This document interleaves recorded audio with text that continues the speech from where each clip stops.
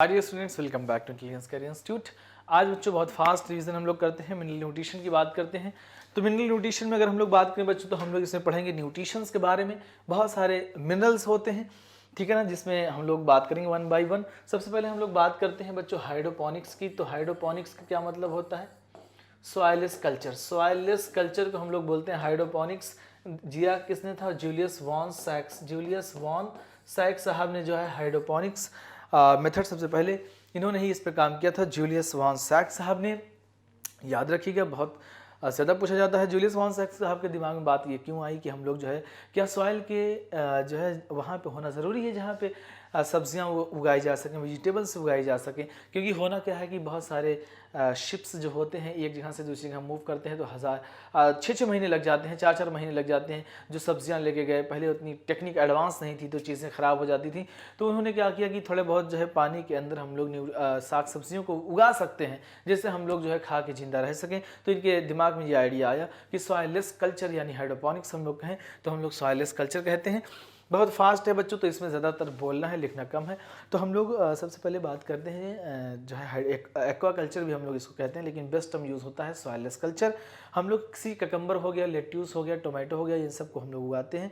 जो मिनरल्स होते हैं बच्चों, इसकी कंसनट्रेशन माइनस अगर 8 ग्राम पाई जाती है जो है सॉइल के अंदर, तब हम लोग डिटेक्ट कर लेते हैं। अब इसका डिटेक्शन होता क्या है, बहुत सारे साइंटिस्ट जो भूवैज्ञानिक होते हैं इसका यूज़ करते हैं। भूवैज्ञानिक वाले होता क्या है कि आसपास के प्लांट में वो लोग चेक करते हैं, क्योंकि जो भी मिनरल्स होगा, अगर गोल्ड होगा, सेलेनियम होगा, सोना चांदी जो भी होगा, वो क्या होगा कि उस पानी के अंदर जो है सोल्यूबल होगा। जब वो सोल्यूबल होगा तो रूट के थ्रू चलता हुआ कहाँ आएगा? प्लांट के अंदर आएगा। प्लांट के अंदर आएगा तो उसकी कंसंट्रेशन उसके अंदर हम लोग डिटेक्ट कर सकते हैं। अगर डिटेक्ट कर लेंगे तो हम लोग आसपास के एरिया में बता सकते हैं कि यहाँ पे सोना चांदी पाया जा रहा है, यहाँ की जमीन में सोना चांदी है, उसको चेक किया जाएगा, फिर उसके बाद साइंटिस्ट निकालेंगे। तो क्राइटेरिया ऑफ एसेंशियलिटी अर्नन साहब ने दिया था। उन्होंने कहा था कि हर एलिमेंट्स जो होता है नॉर्मल ग्रोथ के लिए और जो है रिप्रोडक्शन के लिए ज़रूरी होता है। जो मिनरल्स होते हैं ये मेटाबॉलिज्म में हेल्प करते हैं। किसी भी मिनरल्स की कमी को कोई दूसरा रिप्लेस नहीं कर पाएगा। जैसे कैल्शियम की अगर कमी है, जो कैल्शियम का फंक्शन है उसे आयरन नहीं जो है कर पाएगा। जो मैग्नीशियम का फंक्शन है उसे जिंक नहीं कर पाएगा। जो जिंक का फंक्शन है उसे मैग्नीशियम नहीं कर पाएगा। तो ये हम लोग रिप्लेस नहीं कर सकते। हर जो है एलिमेंट्स जो है बहुत ज़रूरी होते हैं। तो फिर हम लोग बात करते हैं माइक्रो न्यूट्रिएंट्स की और मैक्रो न्यूट्रिएंट्स की। ये बच्चों ड्राई वेट के बेसिस पे अगर मोर देन 10 मिलीमोल एक्सेस आ रहा है तो हम लोग कहेंगे माइक्रो मॉलिक्यूल्स हैं। उससे कम आ रहा है ड्राई वेट तो हम लोग कहेंगे बच्चों ये क्या है? Micro nutrients. जो माइक्रो न्यूट्रिएंट्स होते हैं वो हम लोग याद रखते हैं, कौन पी के मग से काफ़ी, कौन पी के मग से काफ़ी, कौन पी के मग से काफ़ी। जो आयरन होता है ये ब्रिज एलिमेंट होता है, माइक्रो में ही आप कंसिडर करिएगा, ठीक है ना। लेकिन बोलते हैं माइक्रो एंड माइक्रो के बीच का ब्रिज एलिमेंट होता है, ठीक है ना। कौन पी के मग से काफ़ी यही एसेंशियल एलिमेंट्स होते हैं। और नॉन एसेंशियल एलिमेंट में बहुत सारे एलिमेंट्स आपने पढ़े होंगे जो एनर्जी कंटेनिंग होते हैं। आपने पढ़ा होगा एटीपी, ठीक है ना। फास्फोरस जो होता है जो है एटीपी में पाया जाता है, एडिनोसिन ट्राइफॉस्फेट। आपने पोटेशियम पढ़ा होगा जो opening and closing of stomata में हेल्प करता है, ठीक है ना। मेरिस्टेमेटिक रीजन जहाँ पे होता है वहाँ पे भी पाया जाता है। आपने पढ़ा होगा बच्चों जो है नाइट्रोजन मोलिब्डेनम जो होता है बच्चों, ये हेल्प करता है जो है नाइट्रोजीनियस एंजाइम यानी नाइट्रोजन फिक्सेशन में हेल्प करता है। आपने मैग्नीशियम पढ़ा होगा। मैग्नीशियम अगर आपको याद आ रहा हो, Mg+2 क्या करता है बच्चों? पीपी पेप्टेज एंजाइम को एक्टिवेट करता है और जो है रिविस्को एंजाइम को एक्टिवेट करता है। किसको बच्चों? रिविस्को एंजाइम को एक्टिवेट करता है। जो रिविस्को होता है इसमें 5 कार्बन पाए जाते हैं, पेप्टेज में बच्चों 3 कार्बन पाए जाते हैं। जो पेप्टेज होता है ये एंजाइम बच्चों C4 प्लांट्स का फर्स्ट CO2 एक्सेप्टर है। C4 प्लांट्स का फर्स्ट CO2 एक्सेप्टर है और C3 प्लांट का रिविस्को फर्स्ट CO2 एक्सेप्टर होता है। बायोस्फीयर में सबसे ज्यादा पाया जाता है जिसका नाम होता है रिविस्को, आप लोग याद रखिएगा, ठीक है ना। अब मैग्नीशियम की और बात करें तो मैग्नीशियम बच्चों एक्टिवेट करता है। मैग्नीशियम किसको एक्टिवेट करता है? हेक्सोकाइनेज एंजाइम को। मैग्नीशियम हेक्सोकाइनेज एंजाइम को भी एक्टिवेट करता है, ठीक है ना। इसके बाद अगर हम लोग बात करें बच्चों जो है जिंक की, तो जिंक आपको पता ही है, ठीक। जिंक कार्बोनिक एनहाइड्रेज होता है, ठीक। इंसुलिन में होता है, ऑक्सीजन में होता है, ये सब में जो है जिंक पाया जाता है, ठीक। आप अगर स्ट्रक्चरल एलिमेंट्स की बात करेंगे बच्चों, स्ट्रक्चरल एलिमेंट्स की बात करेंगे तो याद रखिएगा कौन कौन कौन कौन कौन कौन कौन स्ट्रक्चरल एलिमेंट्स, कार्बन हो गया, हाइड्रोजन हो गया, ऑक्सीजन हो गया, नाइट्रोजन हो गया, ये स्ट्रक्चरल एलिमेंट्स होते हैं, ठीक है ना बच्चों। इसके बाद हम लोग बात करते हैं एक मिनरल्स की। अगर हम लोग बच्चों नाइट्रोजन की बात करें तो नाइट्रोजन का जो सोर्स होता है वो नाइट्रोजन का सोर्स है बच्चों NO2 माइनस नाइट्राइट है, NO3 माइनस नाइट्रेट है, NH4 प्लस होता है, लेकिन सबसे ज़्यादा जो नाइट्रोजन होती है वो NO3 माइनस के फॉर्म में एब्जॉर्ब होती है। जो नाइट्रोजन होती है बच्चों, ये हेल्प करती है, नाइट्रोजन किस में हेल्प करती है? नाइट्रोजन हेल्प करती है बच्चों प्रोटीन बनाने में, विटामिन बनाने में, हार्मोन बनाने में जो है नाइट्रोजन हेल्प करती है। नाइट्रोजन फिक्सेशन में हम लोग बात करें तो नाइट्रोजन का बहुत बढ़िया रोल होता है। अगर उसके बाद हम लोग बच्चों फास्फोरस की बात करें तो फास्फोरस जो होता है ये डीएनए में पाया जाता है, न्यूक्लिक एसिड कंटेनिंग में होता है। और इसमें अगर नाइट्रोजन की बात करें अमीनो एसिड में भी होता है बच्चों, अमीनो एसिड में, ठीक है ना। अगर फास्फोरस की बात करें तो न्यूक्लिक एसिड में फास्फोरस पाया जाता है, ऑल फास्फोरिलेशन रिएक्शन में फास्फोरस पाया जाता है बच्चों। ये भी जो है आपने पढ़ा होगा फास्फोलिपिड्स, जिसका नाम था बच्चों बाइलेयर लिपिड की होती है फास्फोलिपिड, जिसका नाम होता है लेसाइथिन, यानी सेल मेम्ब्रेन में बच्चों फास्फोरस पाया जाता है। ठीक, याद आ रहा है कि नहीं? तो ये सब फास्फोरस के फंक्शन थे। उसके बाद हम लोग अगर बात करें बच्चों पोटेशियम का, तो पोटेशियम का जो फंक्शन होता है अभी मैंने आपको बताया, opening and closing of stomata में हेल्प करता है। मोस्ट इंटरसेलुलर कैटायन होता है जो पोटेशियम होता है बच्चों। पोटेशियम का उससे भी बढ़िया रोल अगर आपको देखने को मिले तो आप जहाँ पे मेरिस्टेमेटिक रीजन होता है, बर्ड्स वर्ड्स होती हैं, इसमें क्या करता है ये मेरिस्टेमेटिक रीजन में ज़्यादा होता है ताकि बार बार डिवाइडेशन हो, ठीक है ना। हम लोग बात करें बच्चों अगर कैल्शियम की, तो कैल्शियम का very important function middle lamella, calcium pectate और मैग्नीशियम पेक्टेट मिडिल लेमेला बना होता है जो है। कैल्शियम का बढ़िया रोल वहाँ पे देखने को मिलता है हम लोगों को। इसके बाद अगर हम लोग बच्चों बात करें मैग्नीशियम की, तो मैग्नीशियम का सबसे इंपॉर्टेंट फंक्शन अभी हमने आपको बताया कि रिबिस्को एंजाइम को एक्टिवेट करता है, पेप्केस को एक्टिवेट करता है, हेक्सोकाइनेस को एक्टिवेट करता है। यही मैग्नीशियम जो है राइबोसोम के स्ट्रक्चर को मेंटेन करता है, राइबोसोम के स्ट्रक्चर को मेंटेन करता है। क्लोरोफिल में जो है सबसे सेंट्रल एलिमेंट पाया जाता है मैग्नीशियम।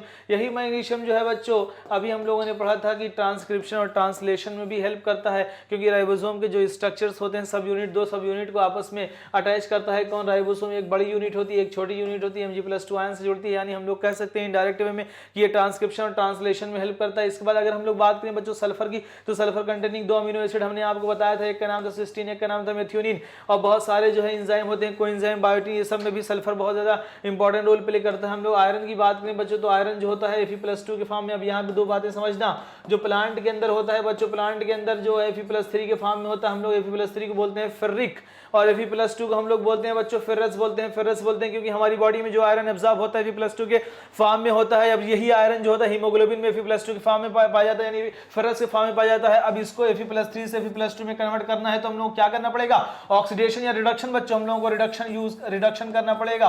अब ये कौन करता है बच्चों? अगर विटामिन सी का हम लोग यूज करें, अगर हम लोग बच्चों साइट्रस फ्रूट का यूज करें, तो ये लोग क्या करते हैं Fe+3 से Fe+2 के फॉर्म में कन्वर्ट करा देते हैं। कभी भी आयरन का एब्सॉर्प्शन अगर कराना हो तो आयरन की गोली हम लोग फीमेल को देते हैं, क्योंकि फीमेल में सबसे ज्यादा आयरन की कमी होती है, एनीमिया होता है, क्योंकि मेंस्ट्रुएशन होता है, मेंस्ट्रुएशन के दौरान ब्लड लॉस होता है, इससे क्या होता है एनीमिया का चांस हो जाता है। तो कभी भी आयरन अगर फीमेल को देना है तो आप कहेंगे नॉर्मल पानी के साथ लेना, दूध के साथ भी हम लोग मना करते हैं, दूध के साथ आयरन को नहीं देते हैं, क्योंकि कैल्शियम होता है, कैल्शियम जो है इसके एब्सॉर्प्शन को कम करता है, यानी आयरन के एब्सॉर्प्शन को कैल्शियम कम करेगा, फाइटेट कम करेगा, ऑक्सलेट कम करेगा, टैनिन्स कम करेगा। कॉफी, चाय ये सब नहीं पीना है आयरन की टेबलेट खाने के बाद। और आयरन की टेबलेट खाना खाने से 1 घंटे पहले हम लोग खाते हैं, 1 घंटे पहले हम लोग जो है मरीजों को एडवाइस करते हैं कि खाना खाने से 1 घंटे पहले ही आप लीजिए इसको, ठीक।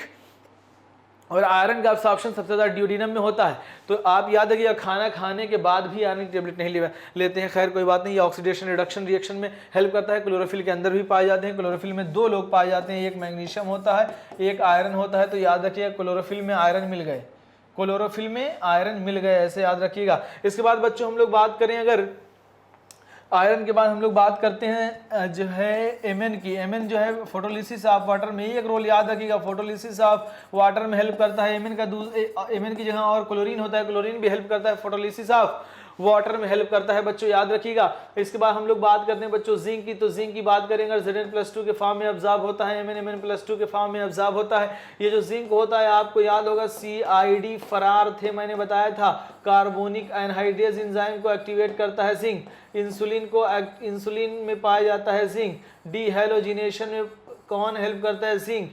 फ्रैंकलैंड रिएक्शन में कौन पाया जाता है? जिंक। ट्रिप्टोफैन अमीनो एसिड होती है, इसमें कौन पाया जाता है? जिंक।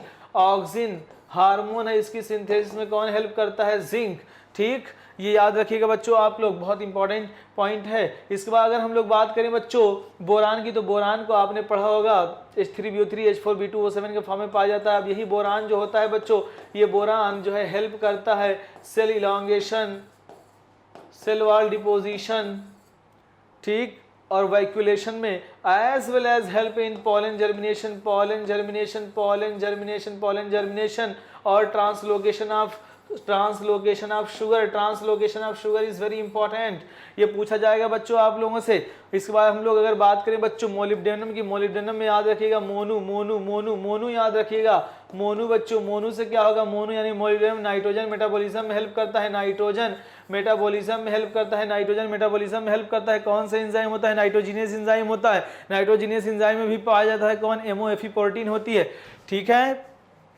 याद रखिएगा, बहुत दिमाग लगा के ये सब क्वेश्चन पूछे जाते हैं। इसके बाद हम लोग बात करते हैं बच्चों, और मोलिब्डेनम का एब्सॉर्प्शन आपसे पूछ सकता है कि किस फॉर्म में होता है, तो याद रखिएगा MOO2+2, ये बहुत बढ़िया, ये पूछा जाएगा आपसे, MOO2+2, ये याद रखिएगा, ये पूछा जा सकता है। इसके बाद हम लोग बात करें अगर बच्चों तो क्लोरीन का, तो क्लोरीन का तो आपको पता ही है, आयनिक कैटायन बैलेंस में हेल्प करता है, ये भी फोटोलिसिस ऑफ वाटर में हेल्प करता है। इसके बाद बच्चों हम लोग बात करते हैं, एक होता है क्रिटिकल कंसंट्रेशन, एक होता है टॉक्सिसिटी। इसमें बहुत इंपॉर्टेंट एक ग्राफ से मैं बता रहा हूँ आपको, ये है बच्चों क्रिटिकल कंसंट्रेशन। मान लीजिए ये है क्रिटिकल कंसंट्रेशन, तो क्रिटिकल कंसंट्रेशन, और क्रिटिकल कंसंट्रेशन से अगर नीचे मिनरल्स हुए तो इसको हम लोग बोलते हैं डिफिशियंसी। क्या बोलते हैं, डिफिशियंसी हो गई। और इससे थोड़ा सा अगर ऊपर मिनरल्स हुए तो इसको हम लोग बोलते हैं टॉक्सिसिटी। क्या बोलते हैं, टॉक्सिसिटी। तो दो चीज़ है, क्रिटिकल कंसंट्रेशन यानी एक ऐसी कंसंट्रेशन है जिस पे अगर मिनरल्स कम हो रहे हैं तो डिफिशियंसी होगी, अगर मिनरल्स थोड़ा सा ज़्यादा हो रहे हैं तो टॉक्सिसिटी होगी, ठीक है। और टॉक्सिसिटी डिफिशियंसी दोनों हार्मफुल है प्लांट के लिए दोनों हार्मफुल है, ठीक। तो यहाँ पे अगर टॉक्सिसिटी हम लोग करते हैं जब 10 मिलीमोल ड्राई वेट जो होता है वो कम हो जाए, ठीक है ना, टॉक्सिसिटी से, तो हम लोग उसको बोलेंगे टॉक्सिसिटी। डिफिशियंसी क्या होता है, ग्रोथ कम होना शुरू हो जाती है। अब ये डिफिशियंसी सिम्टम्स जो होता है सबसे पहले कहाँ अपीयर होता है, बताओ, सबसे पहले डिफिशियंसी सिम्टम्स जो होता है वो, अरे बूढ़ों में हो गया, बूढ़ी पत्ती में, ठीक। अब देखिए क्या क्या होता है, क्लोरोसिस हो सकता है, क्लोरोसिस क्या होता है, lowing of leaves, lowing of leaves, lowing of leaves, lowing of leaves, पत्तियों का पीला पड़ जाना। इससे पूछा जाएगा कि कौन कौन से मेटल होते हैं, मैंने आपको याद दिलाया था, काले नरेंद्र साहब, काले नरेंद्र साहब जाने कहाँ, काले नरेंद्र साहब जाने कहाँ, मुझसे मिल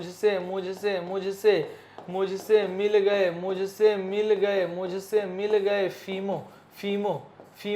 याद आ रहा है बच्चों, काले नरेंद्र साहब, काले यानी क्लोरोसिस, नरेंद्र यानी नाइट्रोजन, साहब यानी सल्फर, जाने यानी जिंक, कहाँ यानी पोटेशियम, मुझसे यानी Mn, मिल गए यानी Mg, फीमो यानी आयरन और मोलिब्डेनम। तो काले नरेंद्र साहब जाने कहाँ, मुझसे मिल गए, फीमो, ठीक। इसके बाद हम लोग बात करते हैं बच्चों नेक्रोसिस। नेक्रोसिस का मतलब होता है डेथ ऑफ टिश्यू, नेक्रोसिस में कौन कौन इन्वॉल्व होते हैं बच्चों, कैल्शियम, मैग्नीशियम, पोटेशियम और कापर होते हैं, सब EM आ रहा है, कैल्शियम, मैग्नीशियम, पोटेशियम और कापर, ठीक है ना। इनहिबिशन ऑफ सेल डिवीजन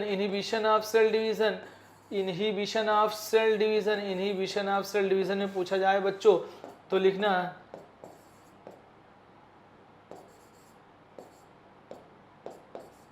ठीक, नाइट्रोजन, सल्फर, मोलिब्डेनम, पोटेशियम, ठीक। डीले फ्लावरिंग किससे होती है, ठीक, याद रहेगा, बताइए भाई, ठीक। ये देखिए ये सब कॉमन है, ये सब पूछे जाएंगे कि कौन कौन से कॉमन है दोनों में, ये देखो इसमें कॉमन, ये देखो इसमें कॉमन और इसमें भी कॉमन, ठीक। तो ये सब आपसे पूछे जा सकते हैं। ये हम था जो है डिफरेंस। टॉक्सिसिटी में अगर बात करें हम लोग, टॉक्सिसिटी अगर बच्चों मैग्नीज की टॉक्सिसिटी होती है, मैग्नीज की टॉक्सिसिटी तो क्या होता है, brown colour chlorotic veins develop होने लगती है, कैल्शियम ट्रांसलोकेशन शूट एपिक्स पे कम हो जाता है और फीका मग की डिफिशियंसी हो जाती है। फीका मग की डिफिशियंसी हो जाती है मैग्नीज के एक्सेस की होने की वजह से। ठीक, इसके बाद हम लोग बच्चों बात करते हैं जो है एक्टिव पैसिव प्रोसेस होती है ट्रांसपोर्ट करने की किसी भी मिनरल्स को, तो जो एक्टिव पैसिव प्रोसेस होती है आपने पढ़ा होगा, एपोप्लास्ट होता है, सिम्प्लास्ट होता है, एपोप्लास्ट होता है पैसिव होता है, नॉन लिविंग पाथवे होता है, जो सिम्प्लास्ट होता है स्लो होता है, एक्टिव पाथवे होता है, एपोप्लास्ट 98% होता है। ये सब बातें जो है कही गई हैं। कौन से मिनरल्स मोबाइल नहीं होते हैं बच्चों, याद रखिएगा कैल्शियम को मोबाइल नहीं किया जा सकता। अगर सल्फर भी है, सल्फर भी लगाइएगा, दोनों में से एक लगाना है तो आप लगाइए कैल्शियम, क्योंकि ये स्ट्रक्चरल कंपोनेंट होते हैं, इस वजह से इसको ट्रांसलोकेशन हम लोग नहीं कर सकते हैं। हम लोग नाइट्रोजन साइकिल की बात करते हैं। नाइट्रोजन साइकिल में बच्चों सबसे इंपॉर्टेंट बात हम लोग करेंगे नाइट्रोजन की हम लोग बात इसलिए करेंगे क्योंकि ये जो नाइट्रोजन होता है बच्चों, नाइट्रोजन यहाँ से एक सवाल आएगा, जो नाइट्रोजन होता है ये हमारे एग्रीकल्चर सिस्टम में, नेचुरल इकोसिस्टम में सबसे ज़्यादा कम होता है और हमारे सॉइल में सबसे ज़्यादा कम होता है, क्योंकि ये जो एटमॉस्फेयर होता है इसमें 78% पाया जाता है। ये 78% हमारे एटमॉस्फेयर पाया जाता है, हमारी सॉइल में नहीं पाया जाता। तो हम लोग क्या करते हैं, इसको फर्टिलाइजर के रूप में यूज़ करते हैं। आपने सुना होगा खाद, यूरिया की खाद, यूरिया के रूप में हम लोग अपनी ज़मीन में सॉइल में यूज़ करते हैं। और बहुत सारे हम लोग 70% यूज़ करते हैं हम लोग माइक्रोब्स के, यानी यूरिया का जो फॉर्मेशन होता है जो है नाइट्रोजन की जो हम लोग सोर्स ले जाते हैं ज़मीन के अंदर, क्योंकि ज़मीन के अंदर ये डिफिशियंट है। हम लोगों को कहाँ से आता है वो मैं बताऊंगा आपको, लेकिन 70% जो आता है वो बैक्टीरिया के थ्रू आता है, यानी बगैर बैक्टीरिया के नाइट्रोजन की कमी हम लोग पूरी नहीं कर सकते।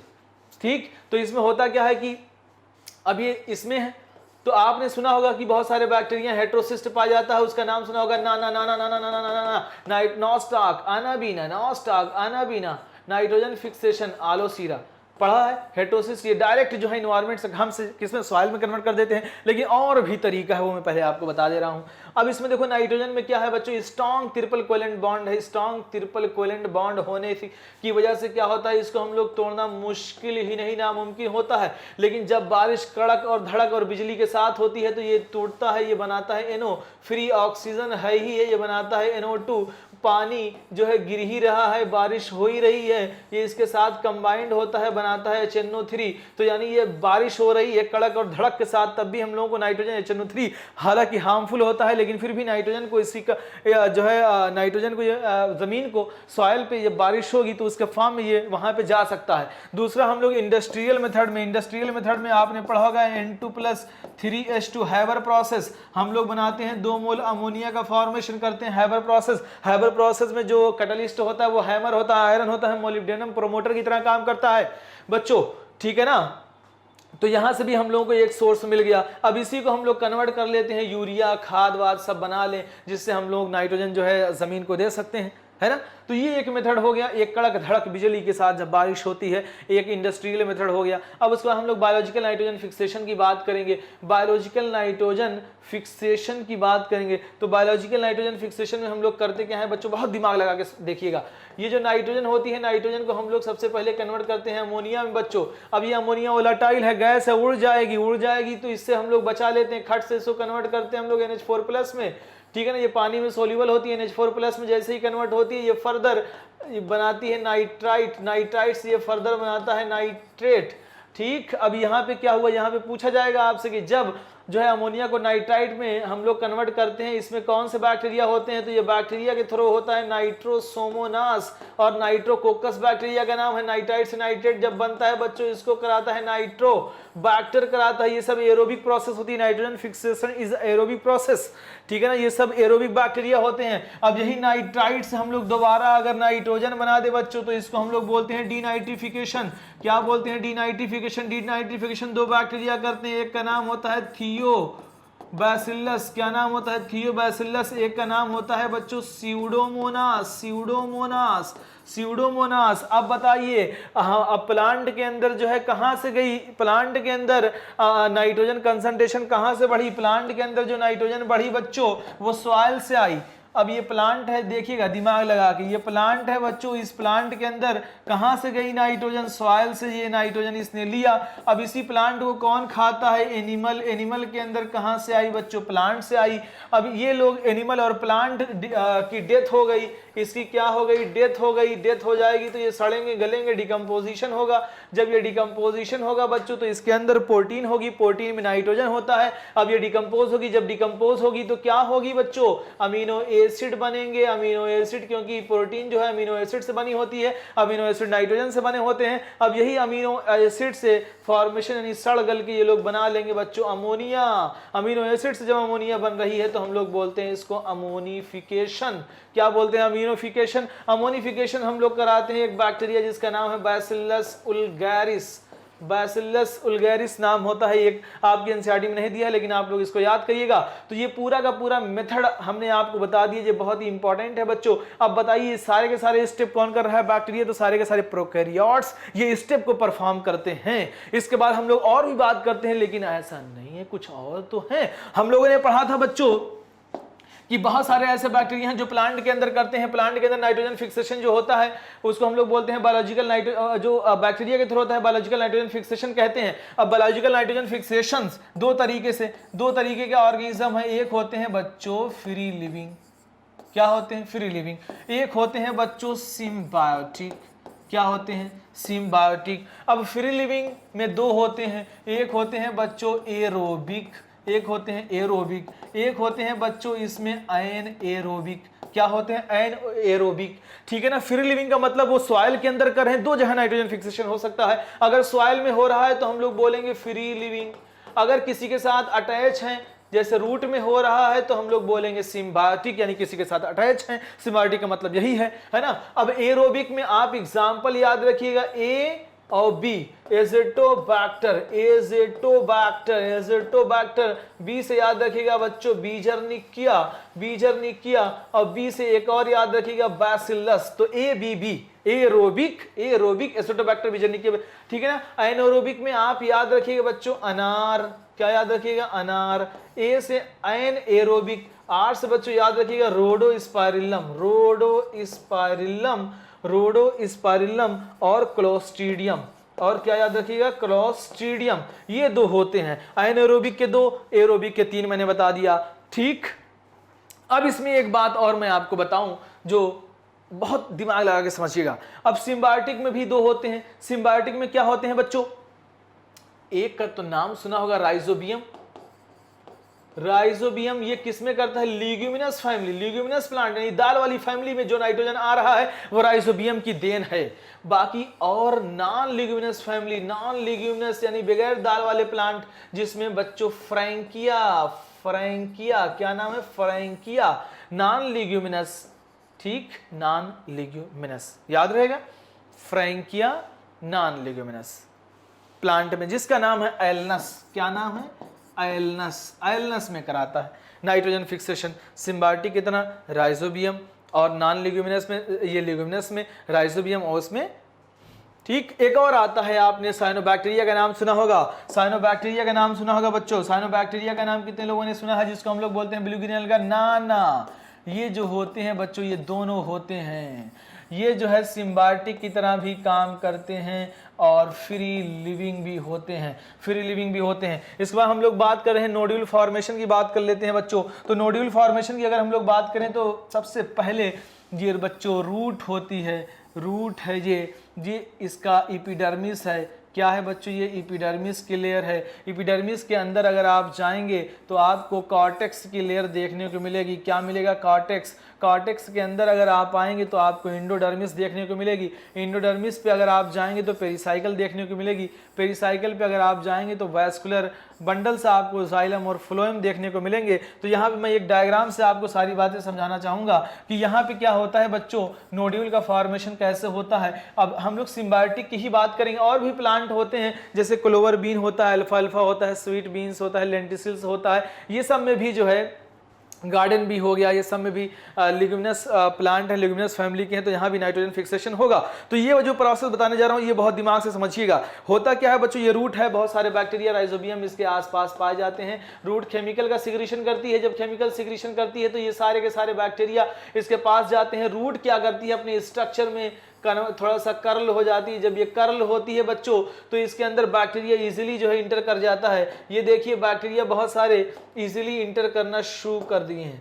ये बैक्टीरिया जो है यहाँ पे हुक का फॉर्मेशन करता है और यहाँ से बैक्टीरिया इंटर किए। बैक्टीरिया जब इंटर करते हैं तो एक इन्फेक्शन थ्रेड बनाते हैं, इन्फेक्शन थ्रेड, और ये आके जो है ये आपकी बच्चों एपिडर्मिस की लेयर है, इसके बाद ये कॉर्टेक्स की लेयर आएगी, कॉर्टेक्स की लेयर, ये देखो कॉर्टेक्स की लेयर, कॉर्टेक्स की लेयर, ये इंडोडर्मिस आपको दिख ही रही है। इंडोडर्मिस में आपने पढ़ा होगा पेरिसाइकिल होती है, पेरिसाइकिल होती है। इसके बाद आपने वास्कुलर बंडल सुना होगा, वास्कुलर बंडल और रेडियल अरेंजमेंट होता है। अब यहाँ पे देखिए, दिमाग लगा के बहुत समझिएगा बात को कि ये जो राइजोबियम बैक्टीरिया चला, राइजोबियम बैक्टीरिया आया, इस पे इसने यहाँ पे अपनी इसकी सेल की ग्रोथ करा ली, इस सेल की ग्रोथ करा दी और अंदर गया पेरिसाइकिल पे, पेरिसाइकिल की ग्रोथ करा दी। ये अंदर क्यों जा रहा है? क्योंकि ये डायरेक्ट वास्कुलर कनेक्शन पे अटैक करता है, वास्कुलर कनेक्शन से अपना खाना पीना सब कुछ लेता है, क्योंकि इसको डिवाइड करने के लिए, इसको मल्टीप्लाई करने के लिए क्या चाहिए? एनर्जी चाहिए होती है। अब ये अंदर जाके मल्टीप्लाइकेशन झमाझम करता है। अगर अंदर सेल का नंबर बढ़ेगा तो बताइए ये फूलेगा कि नहीं फूलेगा? अब ये समझिए, ये रूट है, इसके अंदर बैक्टीरिया गया, मल्टीप्लाइकेशन कर रहा है, डिवाइडेशन कर रहा है, तो बताइए इसका इस तरीके से बाहर आउटर ग्रोथ हो जाती है, आउटर ग्रोथ होती है। क्या होती है बच्चों? आउटर ग्रोथ होती है, स्मॉल होती है, स्फेरिकल होती है, स्फेरिकल होती है, जिसको हम लोग बोलते हैं नोड्यूल का फॉर्मेशन हुआ, नोड्यूल्स बन गए। अब यही नोड्यूल्स का फॉर्मेशन जब अंदर होगा तो बाहर थोड़ा प्रेशर बढ़ेगा, ये बल्ज आउट हो जाएगी बाहर की तरफ। अब ये बैक्टीरिया गए अंदर जो है रहना शुरू कर दिए। मैं इसका एक बेहतरीन डायग्राम आपको दिखाता हूं निकाल के कि ये जो बैक्टीरिया है बच्चों अंदर गए, अंदर जाने के बाद बैक्टीरियोइड्स बनाया। अब ये बैक्टीरियोइड्स क्या होते हैं? ये जो राइजोबियम बैक्टीरिया होता है, ये बहुत दिमाग लगा के समझिएगा। ये जो है बच्चों, ये देखिए अंदर rod shape bacteria, rod shape bacteria Rhizobium आ गया। ये रॉड शेप बैक्टीरिया राइजोबियम आया, जो नोड्यूल्स, ये नोड्यूल्स है पूरा नोड्यूल्स। अब उसने क्या किया? अपने चारों तरफ जो, अब दिमाग बहुत बोल रहा हूं, यहां से क्वेश्चन आएगा। ये जो राइजोबियम बैक्टीरिया होता है, इसका दो काम होता है। एक तो बच्चों फ्री लिविंग कंडीशन में ये किस तरह बिहेव करता है फ्री लिविंग में, और नाइट्रोजन फिक्सेशन के दौरान ये क्या करता है। ठीक, ये हम लोगों को समझना है। अब इसमें होता क्या है बच्चों कि इसने अपने बाहर की तरफ एक बढ़िया सी लेयर बना ली, जिसका नाम होता है लिग हीमोग्लोबिन। ये जो लिग हीमोग्लोबिन होती है बच्चों, ये पिंक कलर की होती है, ये रेड कलर की होती है, पिंक और रेड कलर की होती है। ये क्या करती है बच्चों? ऑक्सीजन को इंटर नहीं करने देती, ऑक्सीजन को इंटर नहीं करने देती। जो भी बैक्टीरिया बच्चों, जो भी बैक्टीरिया ये नाइट्रोजन फिक्सेशन कर रहे हैं, उसके पास नाइट्रोजिनेज एंजाइम होगा। तो यहाँ पे जो बैक्टीरिया है, इसके पास बच्चों नाइट्रोजिनेज एंजाइम होता है, नाइट्रोजिनेज एंजाइम होता है। अगर ऑक्सीजन इस नाइट्रोजिनेज एंजाइम को मिल गई तो नाइट्रोजन फिक्सेशन नहीं होगा, तो नाइट्रोजन फिक्सेशन नहीं होगा।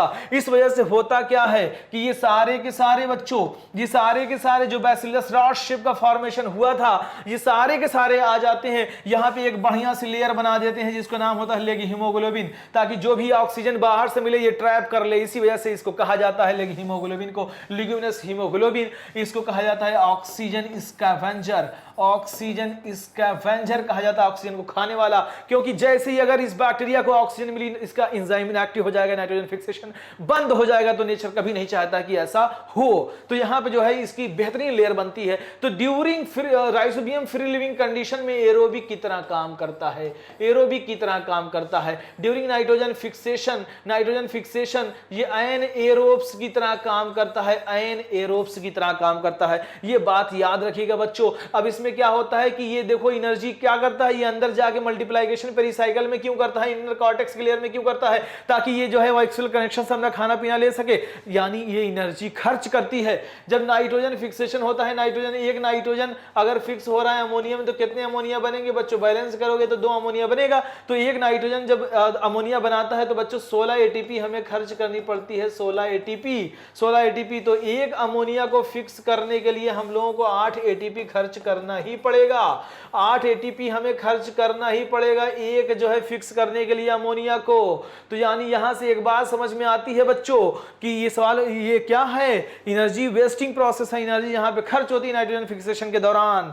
ठीक, तो ये पूछा जाएगा आपसे सवाल। तो इसमें क्या होता है, कितने रिडक्शन होते हैं, ये भी सवाल पूछा जा सकता है। तो बताइए ये नाइट्रोजन जो होता है बच्चों, कितने बॉन्ड होते हैं? ट्रिपल बॉन्ड होते हैं। आपने एक बार हाइड्रोजन को जोड़ दिया इस पे, तो ये क्या हो जाएगा बच्चों? ये NH बनेगा, ये भी NH बनेगा, डबल बॉन्ड आएगा। अगेन तुमने हाइड्रोजन जोड़ दी बच्चों, ये इस बार NH3 हो जाएगा, इस बार ये NH2 हो जाएगा। अगेन तुमने हाइड्रोजन जोड़ी तो ये NH3 एक अलग हुआ, एक NH3 ये अलग हुआ, यानी 2 NH3 आपको दिखे तो 3 बार रिडक्शन हुआ, एक बार ये, एक बार ये, एक बार ये, 3 रिडक्शन आपको देखने को मिल रहे हैं।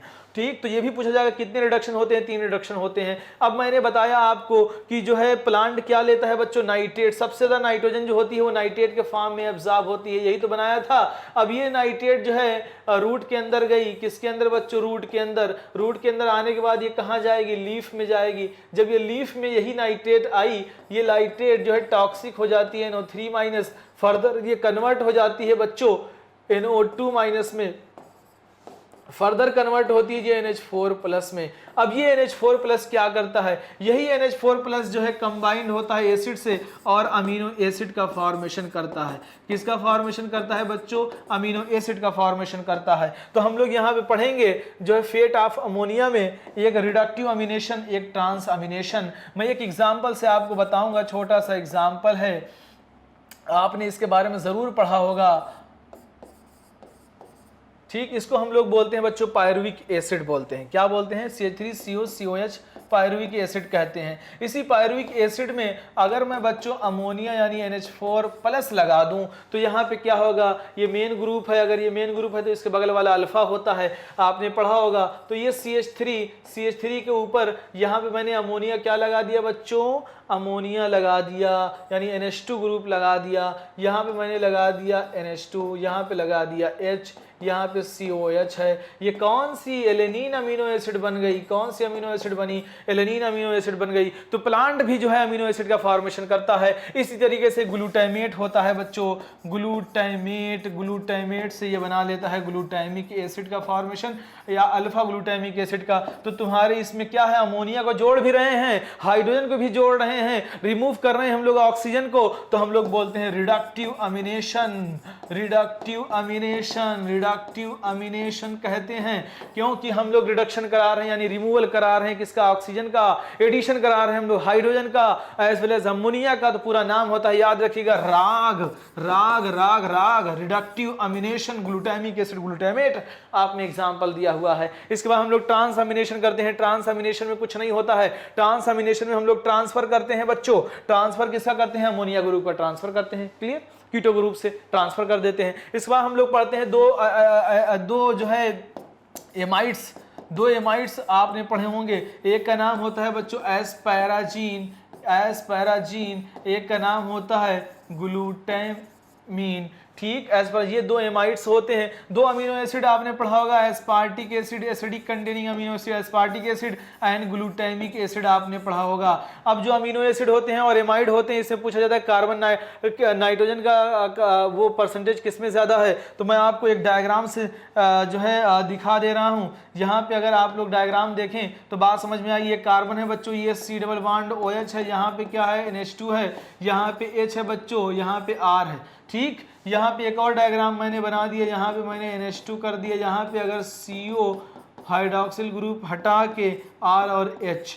अब देखिए एक अमीनो एसिड है बच्चों, ये अमीनो एसिड है, AA है, ये एमाइड है, ये क्या है, एमाइड है बच्चों। क्योंकि यहाँ पे CO यानी हाइड्रोक्सिल ग्रुप हटा के मैंने NH2 लगा दिया, एमाइड हो गया। तो एमाइड में जो है नाइट्रोजन की कंसंट्रेशन ज्यादा होती है। एक देखो नाइट्रोजन यहाँ, एक नाइट्रोजन यहाँ, यहाँ पे एक ही नाइट्रोजन है। तो नाइट्रोजन की जो है कंसंट्रेशन कहाँ ज्यादा होती है, एमाइड में ज्यादा होती है। ठीक है ना, हम लोग इसको फिर क्या करते हैं, ट्रांसफर करते हैं, जाइलम के थ्रू ट्रांसफर होता है। यूरिट्स एक दिया हुआ है, यूरिट्स हमेशा हाई नाइट्रोजन और कार्बन रेशियो होता है यूरिट्स में। आज के लिए इतना ही रखते हैं बच्चों, ठीक है ना।